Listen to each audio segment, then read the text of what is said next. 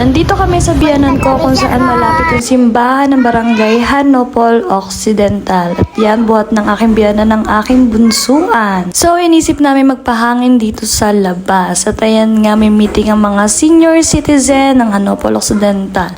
So, nandito na kami sa court ng barangay Hanopol. Kailangan din naman lumabas paminsan-minsan at nakakinip talaga sa bahay.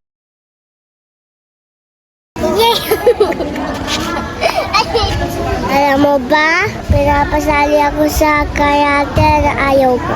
Bakit ayaw mo? At dahil may karate training sa basketball court, naisipan na naming umuwi. At naisipan pa nga ng biyanan ko na umikot-ikot na lang kami dito sa barangay at nagpunta kami dito sa may Kalaparan kung tawagin. Tama-tama naman ang paggala namin dito dahil napakaganda ng panahon ngayon. At napakaaliwalas talaga ng paligid lalo na't pag maraming puno. At sa di kalayuan, nakakita kami ng resort na ginagawa pa lang dito sa may Hanopol. At napakaganda dito mga Bex, napakaganda ng view. After namin mag-gala-gala, naisipan nga ng aking biyanan na kumain kami sa Tamek Lome House. At dito lang yan sa aming kalapit barangay, Hanopol Oriental. At yun lamang guys, salamat sa inyong panonood.